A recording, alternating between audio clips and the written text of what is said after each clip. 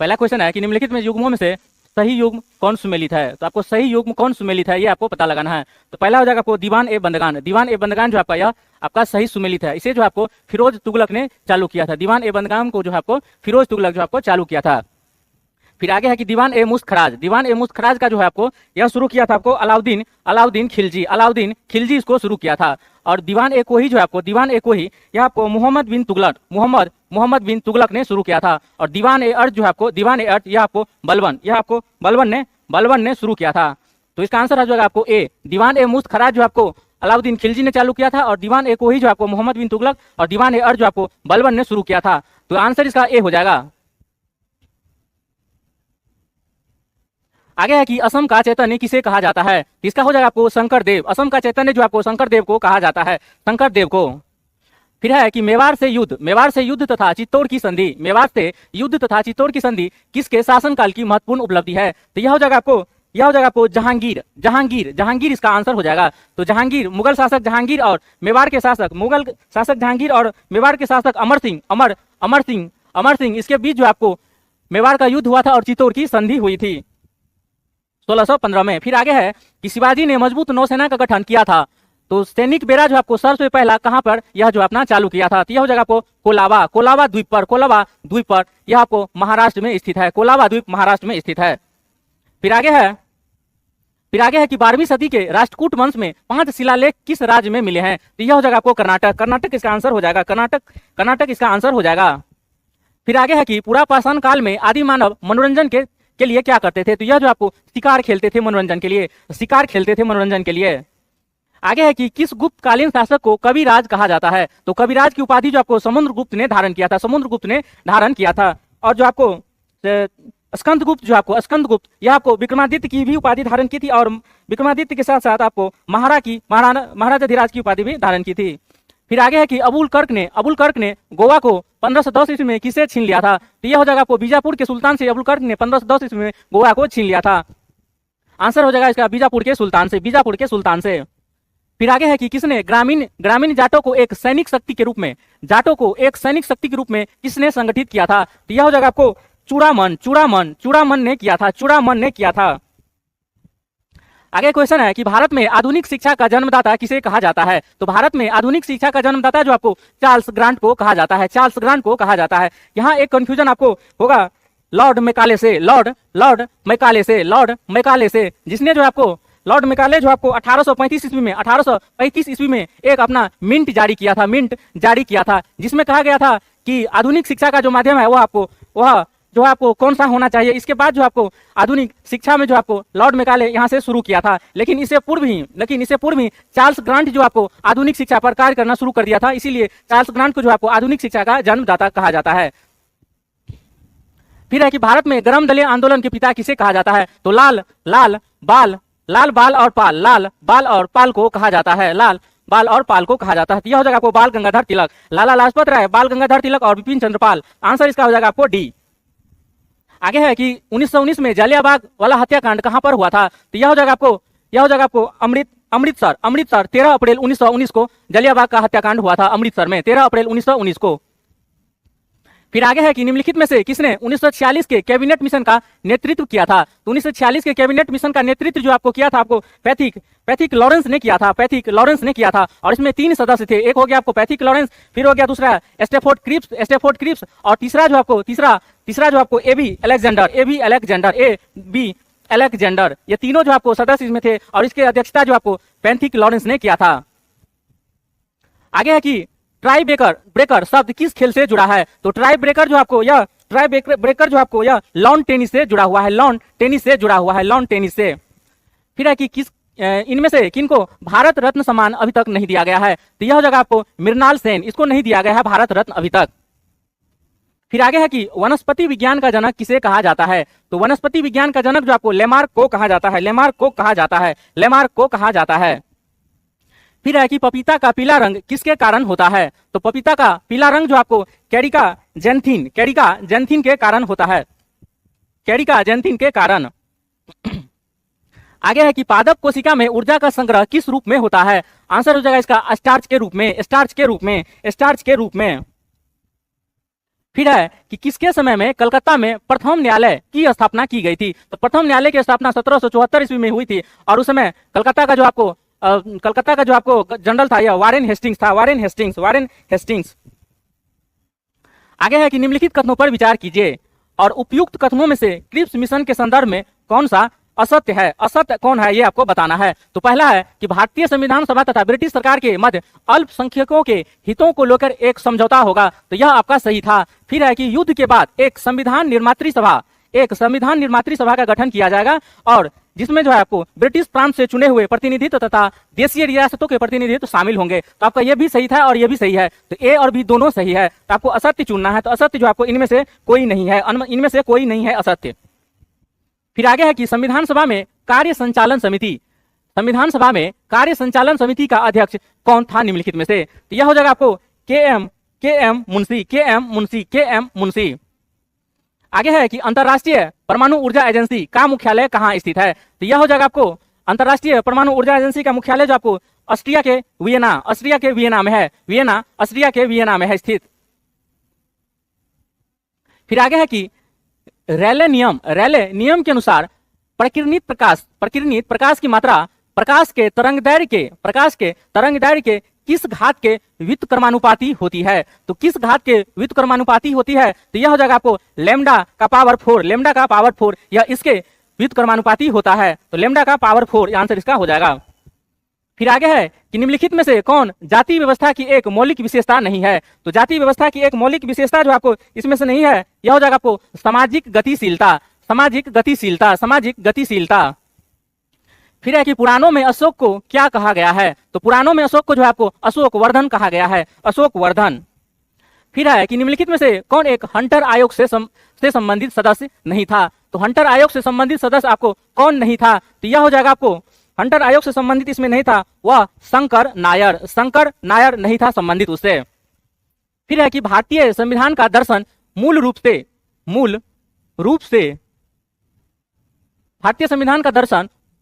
से किसमें निहित होता है। तो दर्शन जो आपको मूल रूप से नीति निदेशक सिद्धांत में शामिल है। तो नीति निदेशक सिद्धांत में जो आपको भारतीय संविधान का दर्शन निहित है, दर्शन जो इसमें आपको निहित है। इसके अलावा जो आपको प्रस्तावना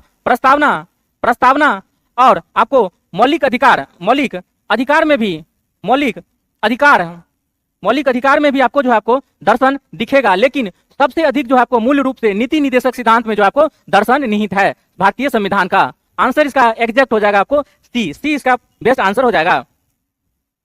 फिर है कि राष्ट्रपति के क्षमादान शक्ति के तहत परिहार का मतलब आपको बताना है। तो परिहार है तो यह जो आपको सजा की मात्रा को बदलना है, आंसर इसका बी हो जाएगा।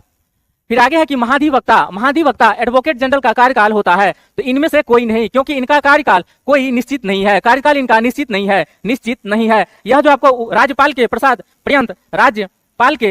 पर्यंत जो आपको यह पद पे रहते हैं, राज्यपाल के प्रसाद पर्यंत यह अपने पद पर रहते हैं। आंसर इसका हो जाएगा इनमें से कोई नहीं, क्योंकि इनका कार्यकाल निश्चित नहीं है। फिर है कि अनुच्छेद 221 किससे संबंधित है। तो यह जो हो जाएगा आपको अनुच्छेद 221 जो है आपको संसद के अनुच्छेद 221 किससे संबंधित है। तो यह हो जाएगा आपको संसद द्वारा न्यायाधीशों के वेतन एवं भत्ते का निर्धारण, न्यायाधीश के वेतन एवं भत्ते का निर्धारण जो आपको अनुच्छेद 221 के तहत संसद करती है। आंसर इसका हो जाएगा आपको सी।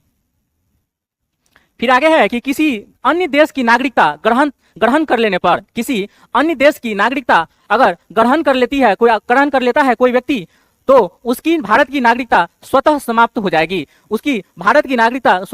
हो जाएगी। यह प्रावधान किस अनुच्छेद में वर्णित है। तो यह हो जाएगा आपको अनुच्छेद 9 में वर्णित है, आगे है कि सर्वोच्च न्यायालय का परामर्शी न्याय निर्णय संबंधी का प्रावधान किस देश से लिया गया है। तो यह हो जाएगा आपको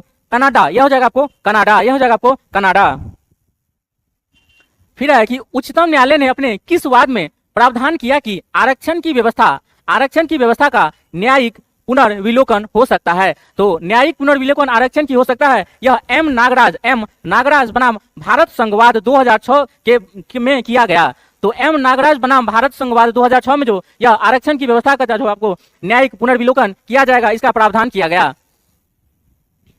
फिर आगे है आपको विकल्प बताना है कौन सही है। अर्थात कंपनी जो आपको बाल्को नाल्को माल्को, यह इसका कौन सहायक देश है? तो यह आपको बताना है कौन सत्य नहीं है अर्थात असत्य है। तो यह हो जाएगा आपको इंडाल्को। इंडाल्को जो का संबंध जो आपको इसका सहायक देश यूएसए नहीं है। बाकी बाल्को का आपको सोवियत संघ से और नाल्को का फ्रांस की सहायता से और माल्को का जो आपको इटली की सहायता से स्थापित किया गया था। तो आंसर इसका आपको डी हो जाएगा जो असत्य है।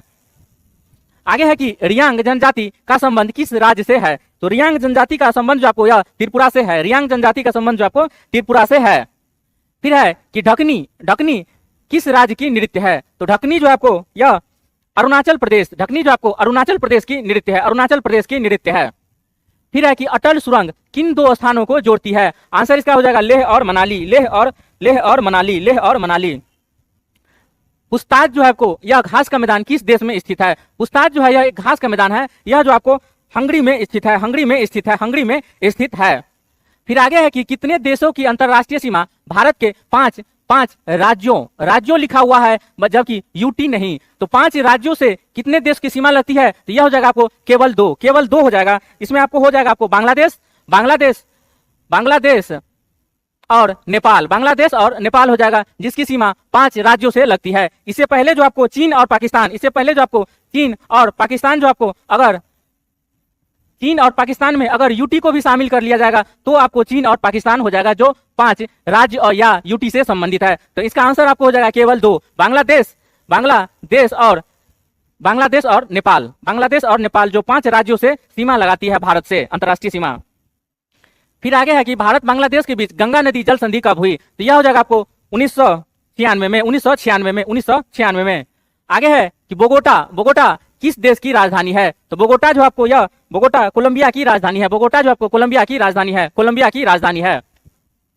फिर है कि सर्वाधिक अनुसूचित जाति है, अनुसूचित जाति किस जनसंख्या प्रतिशत किस केंद्र शासित प्रदेश में है? तो यह हो जाएगा आपको चंडीगढ़ 17.5%, चंडीगढ़ में हो जाएगा आपको 17.5%। पहला है। उसके बाद है कि NH-53 किसको जोड़ती है? तो यह हो जाएगा आपको हजीरा से पारादीप। फिर है कि मक्का में व्हाइट बर्ड रोग किस तत्व की कमी से होता है? तो यह हो जाएगा आपको जस्ता हो जाएगा, जस्ता की कमी से जो आपको मक्का में व्हाइट बर्ड रोग होता है, जस्ता की कमी से। आगे है कि यन्ना जलप्रपात किस राज्य में अवस्थित है? तो यन्ना जलप्रपात मध्य प्रदेश में स्थित है, यन्ना जलप्रपात मध्य प्रदेश में स्थित है। फिर आगे है कि असत्य विकल्प को चूज कीजिए। असत्य पहला है कि कुंडा परियोजना, तो यह कुंडा नदी पर स्थित है। फिर है कि गंगा सागर परियोजना, यह आपको गंगा नदी पर नहीं बल्कि यह जो आपको चंबल नदी पर स्थित है, चंबल नदी पर स्थित है। तो यह हो जाएगा आपको असत्य। फिर है कि सरहिंद नदर परियोजना तो सतलज पर और कोयना जो आपको कोयना नदी पर। तो इसमें आपको असत्य जो आपको बी था, गंगा सागर परियोजना गंगा नदी पर नहीं बल्कि चंबल नदी पर स्थित है, चंबल नदी पर। आगे है कि निम्नलिखित में से कौन सा प्रथम विश्व युद्ध के दौरान मित्र शक्तियों के खेमे में शामिल नहीं था? तो प्रथम विश्व युद्ध के दौरान मित्र शक्तियों के खेमे में कौन शामिल नहीं था? तो यह हो जाएगा आपको जर्मनी इसका आंसर हो जाएगा। इंग्लैंड, फ्रांस, अमेरिका जो आपको मित्र राष्ट्र के खेमे में शामिल था।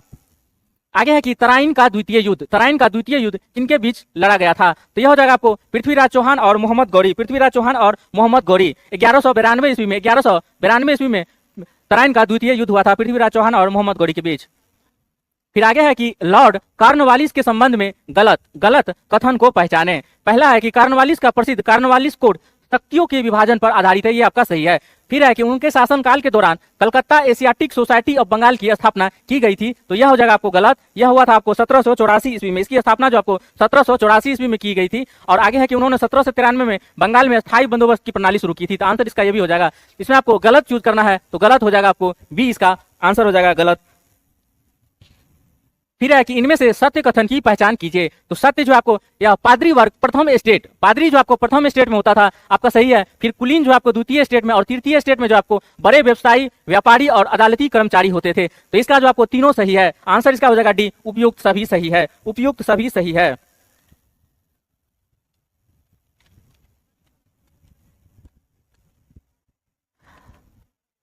आगे है कि सर्व स्लाव आंदोलन को किस राष्ट्र ने बढ़ावा दिया था? सर्व स्लाव आंदोलन को किस राष्ट्र ने बढ़ावा दिया था? तो यह हो जाएगा आपको रूस ने बढ़ावा दिया था।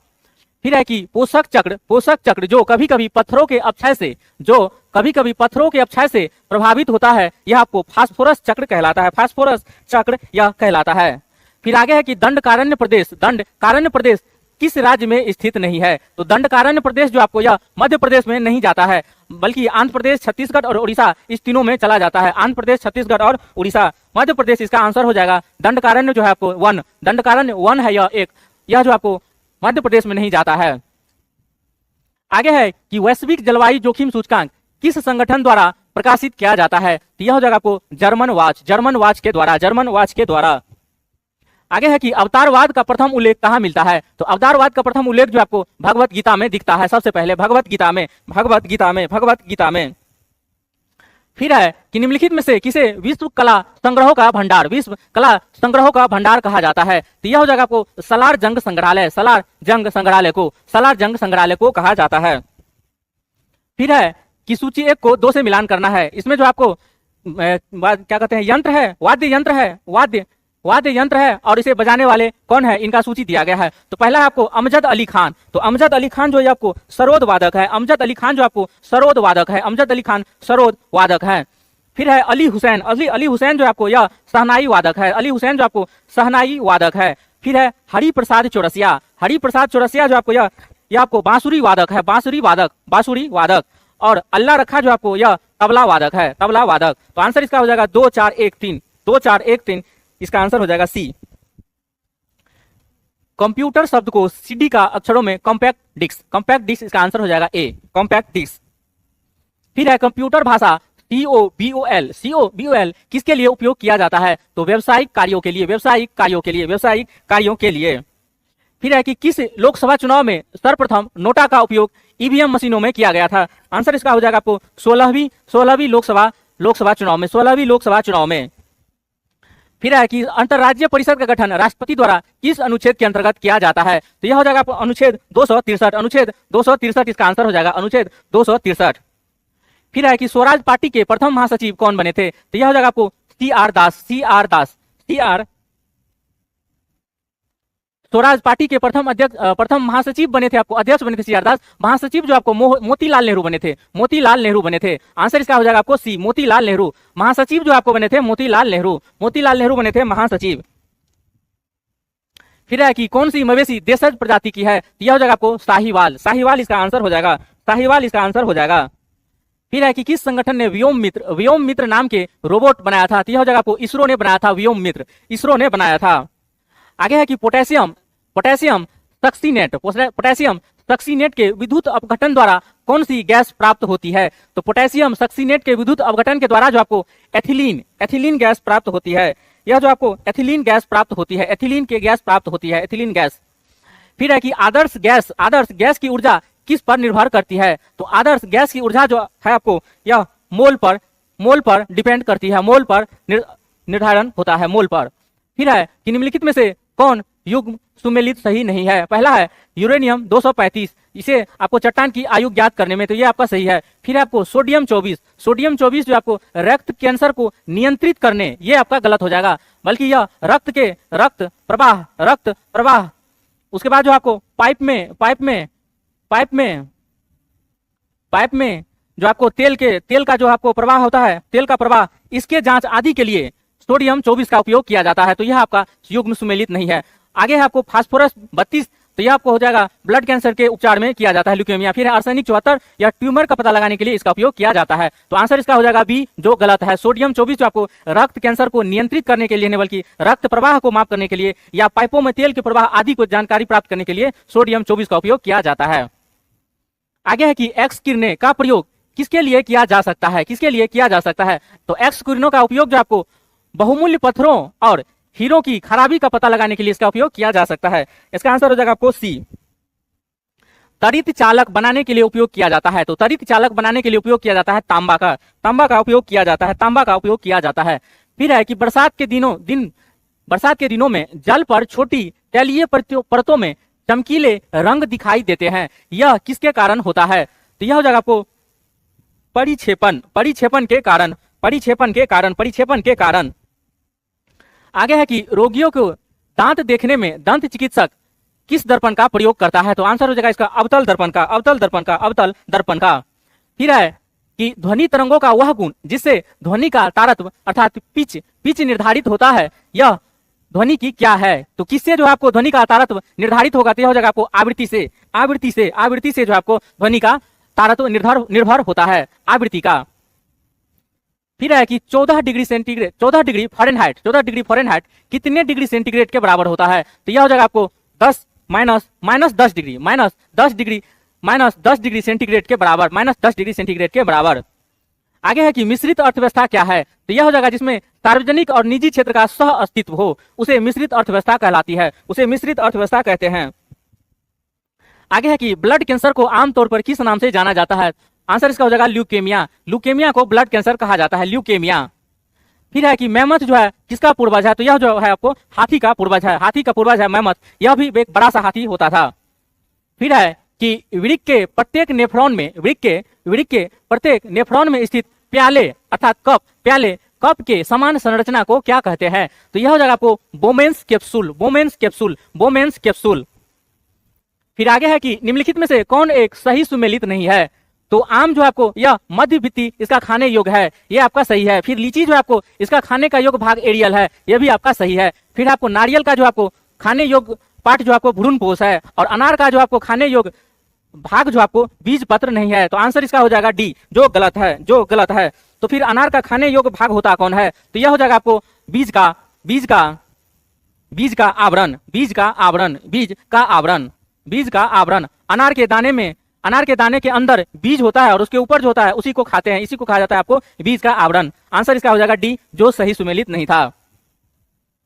आगे है कि निष्पादन बजट, निष्पादन बजट की अवधारणा किस देश से ली गई है? यह हो जाएगा आपको संयुक्त राज्य अमेरिका से, संयुक्त राज्य अमेरिका से, संयुक्त राज्य अमेरिका से। फिर है कि 20 सूत्रीय आर्थिक कार्यक्रम सर्वप्रथम प्रारंभ किया गया था, कब से? तो यह हो जाएगा 1975 में, 1975 से 20 सूत्रीय आर्थिक कार्यक्रम जो है आपको सर्वप्रथम 1975 से शुरू किया गया था। फिर है कि 1995 में माध्याह्न भोजन योजना चलाई गई थी। तो इसका उद्देश्य क्या था? इसका उद्देश्य था आपको प्राथमिक शिक्षा के सार्वभौमिकरण हेतु, माध्याह्न भोजन का जो आपको उद्देश्य था प्राथमिक शिक्षा के सार्वभौमिकरण हेतु, जिसे 1995 में चलाया गया था। आगे है कि कंपनी द्वारा लाभांश की घोषणा किस पर दी जाती थी, किस पर दी जाती थी? तो यह हो जाएगा आपको अभिदत्त पूंजी पर, अभिदत्त पूंजी पर जो आपको कंपनी ईस्ट इंडिया कंपनी जो आपको लाभांश की घोषणा देती थी, लाभांश की घोषणा करती थी, अभिदत्त पूंजी पर, अभिदत्त पूंजी पर। आगे है कि प्रोटियम, ड्यूटेरियम तथा ट्राइटियम, प्रोटियम, ड्यूटेरियम तथा ट्राइटियम किसके आइसोटोप्स हैं? तो यह हाइड्रोजन के 3 आइसोटोप्स है, हाइड्रोजन के। फिर है कि निम्नलिखित में से किसने इलेक्ट्रॉन की तरंग प्रवृत्ति, इलेक्ट्रॉन की तरंग प्रकृति की खोज किसने की थी? तो इलेक्ट्रॉन की तरंग प्रवृत्ति की खोज आपको डी ब्रोगली ने की थी, डी ब्रोगली ने की थी, डी ब्रोगली ने। फिर है कि निम्न कथन पर विचार कीजिए और उपरोक्त में से कौन सा कथन सही है, इसको चूज करना है आपको। तो पहला है कि ताप बढ़ने पर द्रव का पृष्ठ तनाव घटता है, तो ये आपका जो है सही हो जाएगा, सही हो जाएगा। ताप बढ़ने पर द्रव का पृष्ठ तनाव जो आपको घटता है। फिर है कि किसी द्रव की संयानता सामान्यतः ताप बढ़ने के साथ कम हो जाती है, इसका आंसर हो जाएगा आपको दोनों सही हो जाएगा, दोनों आपका सही है। निम्न कथन पर विचार कीजिए, इसमें जो आपको दोनों कथन सही है। ताप बढ़ने पर पृष्ठ तनाव घटता है और किसी द्रव की संयानता सामान्य ताप बढ़ने के साथ कम हो जाती है, आंसर इसका हो जाएगा दोनों कथन सही है। निम्नलिखित में से कौन सा एक तृतीय क्रियाकलाप है? तो मार्केटिंग जो आपको विपणन मार्केटिंग, यह जो आपको एक तृतीय क्रियाकलाप है, विपणन। आगे है कि सही कथन क्या है? तो यह जो आपको बैंकों की मांग जमा राशियां, यह भी एक मुद्रा है, बैंकों की मांग जमा राशियां, यह भी एक मुद्रा है, बैंकों की मांग जमा राशियां। फिर है कि आगे है, पहला है कि मुद्रा का विधिग्राह्य होना अनिवार्य है, तो मुद्रा का जो आपको विधि ग्राह्य होना एकदम अनिवार्य नहीं है, ये आपका उतना सही नहीं है। जैसे कि आपको क्वाइन होती है, क्वाइन इसको आप हर जगह नहीं चला सकते हैं, तो आंसर इसका हो जाएगा आपको बी हो जाएगा, बी। बैंकों की मांग जमा राशियां, यह भी एक मुद्रा है।